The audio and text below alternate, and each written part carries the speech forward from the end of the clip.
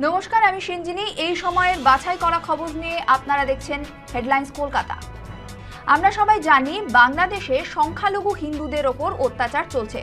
মোহাম্মদ ইউনূসের অন্তর্বর্তীকালীন সরকারের আমলে সেই অত্যাচারের ছবিটা যেন ভয়ানক।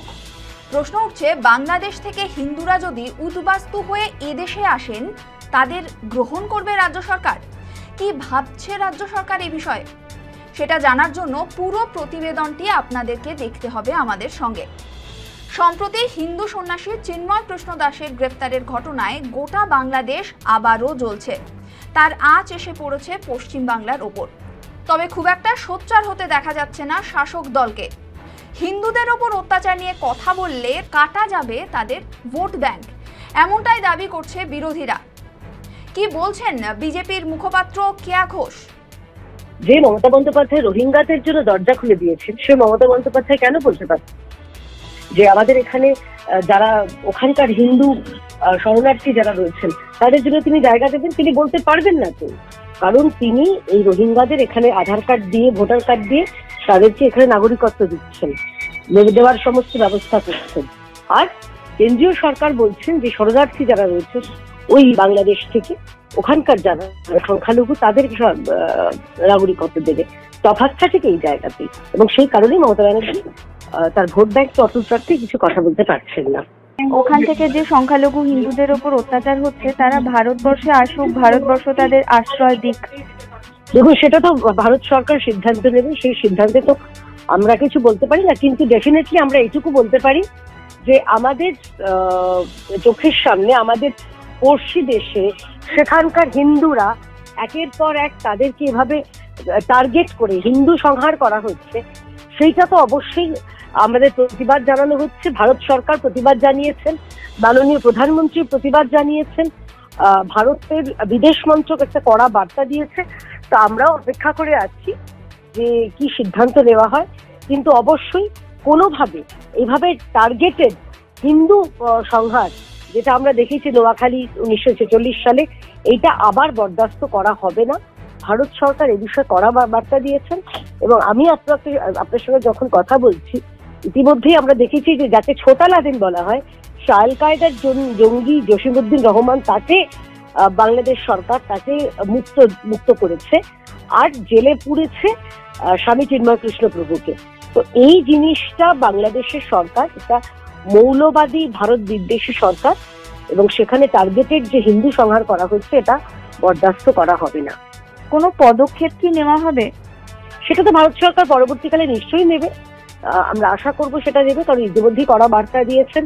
এরপরে পরবর্তী পদক্ষেপ কি করবেন সেটা অবশ্যই ভারত সরকার সিদ্ধান্ত নেবেন। আমি তো সরকারের কেউ নই, আমি দলের মুখপাত্র। সেই হিসেবে আপনাকে আমার দলের তরফ থেকে আমাদের যে স্ট্যান্ড সেটা জানালাম। হিন্দু নির্যাতনের বিরুদ্ধে মুখ খুললে ভোট ব্যাংক প্রভাবিত হতে পারে, এই আশঙ্কায় এখন বাড়তি সাবধানী মমতা। কি বলছেন সাংসদ সৌগত রায়? শোনাবো। মুখ্যমন্ত্রী তো পরিষ্কারভাবে বলেছে যে এটা দেশের ব্যাপার, আরেকটা রাষ্ট্রে ঘটনা। তত এরকম কিছু ঘটনা ঘটেছে আগে। শাসক দল সবার আগে সোচ্চার হয়ে পথে নেমেছে, অত্যাচারের বিরুদ্ধে প্রতিবাদ করেছে, কিন্তু এখন সেই অতটা তৎপরতা দেখা যাচ্ছে না। তার পেছনে এই ভোট ব্যাংক হারিয়ে যাওয়ার ভয়টা রয়েছে, এমন বিরোধীরা বলছে। এর সাথে ভোট ব্যাংকের কোনো সম্পর্কই নেই। মুখ্যমন্ত্রী গতবারও যখন ঘটনা ঘটলো, শেখ হাসিনাকে উচ্ছেদ করা হলো, মমতা ব্যানার্জির সাথে শেখ হাসিনার ভালো সম্পর্ক ছিল। তিনি তখনও একই দৃষ্টিভঙ্গি নিয়েছিলেন যে যেহেতু এটা আরেকটা দেশ, এ নিয়ে রাজ্যের মুখ্যমন্ত্রী হিসেবে তার বেশি বলা উচিত নয়। এটা তিনি ছেড়ে দিচ্ছেন কেন্দ্রীয় সরকারের।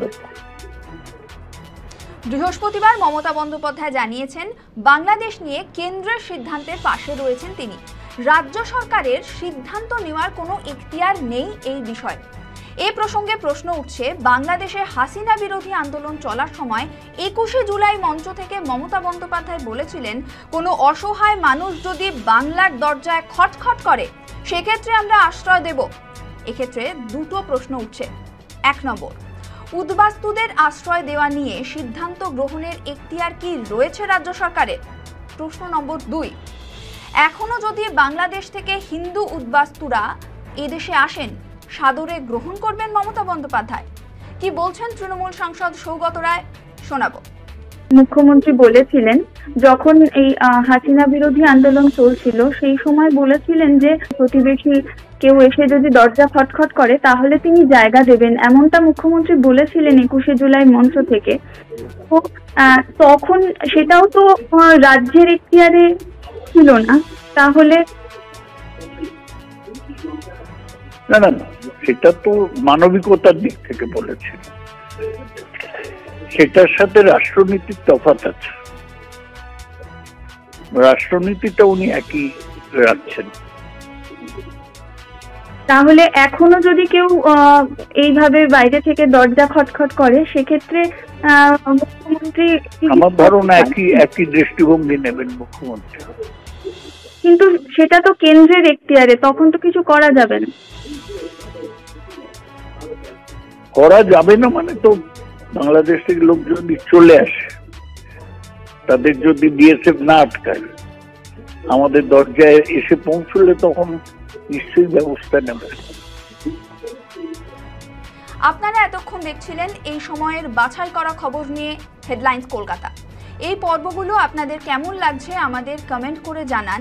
আর এই যাবতীয় পরিস্থিতি যেটা এতক্ষণ ধরে আলোচনা করলাম, বাংলাদেশ জ্বলছে এবং হিন্দু উদ্বাস্তুরা যদি ভারতবর্ষে চলে আসেন সেক্ষেত্রে তৃণমূল সরকার কি কি পদক্ষেপ নিতে পারেন বা পারেন না, সম্ভাব্য আলোচনা আমরা আপনাদের সামনে রেখেছি। এ বিষয়ে আপনাদের মতামত কি আমাদের কমেন্ট করে আপনারা জানাতে পারেন। আমাদের কমেন্ট বাক্স আপনাদের জন্য সবসময় খোলা রয়েছে। সঙ্গে থাকুন, দেখতে থাকুন কাল কলিং টিভি।